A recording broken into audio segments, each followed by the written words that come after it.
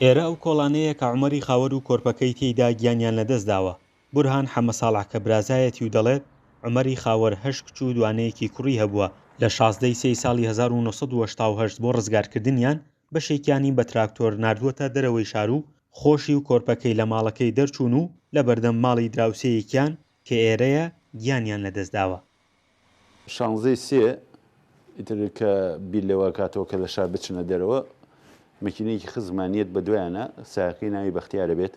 کوڕی مامفایقمانە خزمانە کێ بە دوایانە سواریانەکات مامەم بە مناڵەکانەڵێ ئەڵێ ئێوە لێرەوە بڕۆن ئێمەش لە خوارەوە لێرەوە منی ژەم لەگەڵ کوڕەکەمە لێ یەکە گرینەوە ئەوان کە ئەچن مامەم ئەگای لێ نییە کامان لێرە تووشی ئەم کارەساتە ئەبن لێوە کیمیای لیانە هەچۆن بێ ئەم ڕێبەڕێیەکە هەتا چێتە لێ ماڵی کاکەمالی جەلە کە گاتەوێت لێ ئێتر دیارە تۆپبارانەکە هەر بەردەوامە بێ قەسف هەیە لێا خۆیان بەرزە بۆی مناڵەکەی پارێزی بەس بەداخەوە لێا خۆشی و کوڕەکەشی شەیدە بێت. هاوڕێیەکی عومەری خاوەر لەگەڵ سیرکردنی وێنەکانیدا دەڵێ عومەری خاوەر لە 1 ساڵی 1933 لە هەڵەبجە لەدایک بووە و فەرمانبەری حکوومەت بووە و شانۆکارێکی دیاری هەڵەبجەش بووە. ئەمە وێنەیەکی خێزانیە، وێنەی خێزانی عومەری خاوەر و دایکی و خێزانەکەیەتی لەگەڵ مناڵەکەیە بە پێی جێڕانەوەکانی هەردووچان چ سعیدی سادقی چ ئەحمەدی ناتقی باس لەوەکەن ئەوان لە کۆتایی لەحزەکانی ژیانکردنی کە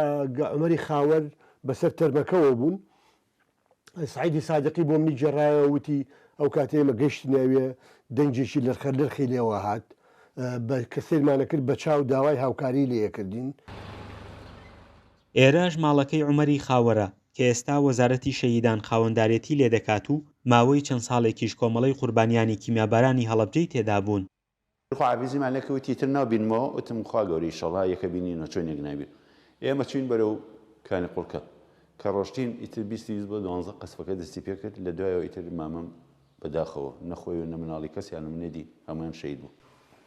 لە 16ی سێی ساڵی 1970 عومەری خاوەر و کۆرپەکەی تەرمەکانیان لەگەڵ تەرمەکانی دیکەی قوربانیانی چەکی کیمیاوی لە گۆڕا بە کۆمەڵەکان بە خاک سپێراون تا ئێستا نازانرێت جەستەی خۆی و کۆرپەکەی لە کامگۆڕی بە کۆمەڵە ڕوونیش نەبووەتەوە کۆرپەکەی ئامێزی ئەحمەدە یان محەممەد. فەرحان هەورامانی، دەنگی ئەمریکا، هەڵەبجە.